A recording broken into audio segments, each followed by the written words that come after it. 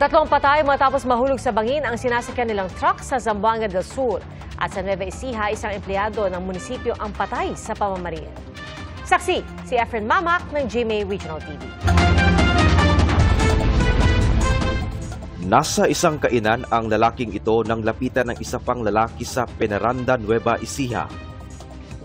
Ilang saglit pa, pinagbabaril ang 52 anyos na biktima na team leader ng Municipal Environment and Natural Resources Office. Ayon po sa soko natin, 15 na gunshot wounds yung natamo ng biktima na meron din marami sa ulo, sa katawan. Isa sa iniimbestigahan ay kung may kinalaman ang krimen sa trabaho ng biktima. Bago kasi ang pamamaril, nag-inspeksyon pa sa mga poultry farm ang biktima. May pabuyang 200,000 piso ang LGU para sa makapagtuturo sa mga salarin. Wala pang pahayag ang mga kaanak ng biktima. Pahirapan ang pagsagip sa dalawang lalaki na naipit sa loob ng sinakyan nilang truck matapos madisgrasya sa Tigbao, Zamboanga del Sur. Ayon sa Tigbao Municipal Police, may karagang pison ang self-loading truck na nawalan ng kontrol pagdating sa pakurbang bahagi ng daan.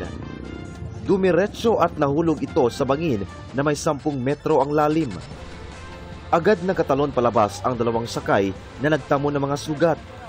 Pero ang driver at dalawa pa nilang kasama naipit sa loob ng truck. Wala nang buhay na makuha ang isa sa kanila.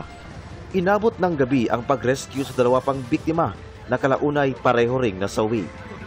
Nangako ang kumpanyang may-ari ng mga truck na sasagutin nila ang pagpapalibing ng tatlong nasawi. Gayon din ang pagpapagamot sa dalawang sugatan. Sinusubukan ng GMA Regional TV na makuha ang pahayag ng mga sugatan at pamilya ng mga nasawi. Wala nang buhay nang matagpuan sa kanyang bangka ang isang mangingisda sa baybayin sa Lapu-Lapu City sa Cebu. Ayon sa kanyang live-in partner, hapon nang umalis ang biktima para mangisda pero kalaunan ay nakaranas ng ulang may pagkidlat. 5 sila. Nya ang 4 nagpasilong pero dili taga diri na ma'am. Nakauban ra na niya ba sa kuan ni Sigho ang panagat. Wa kuno na nagpatuo ma'am, largo kuno bugsay diri. Kato siya nanguan to siya nga para makauli baron nga mabaligi ang isda o sayo siya. Dagdag pa niya, tinamaan ng kidlat sa dibdib ang biktima ayon sa soko. Nabutas din anya ang ginamit na bangka ng biktima.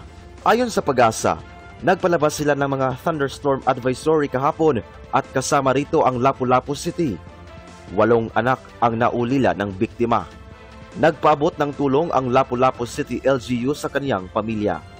Para sa GMA Integrated News, ako si Efren Mamak ng GMA Regional TV, ang inyong saksi. Mga kapuso, maging una sa saksi. Mag-subscribe sa GMA Integrated News sa YouTube para sa iba't ibang balita.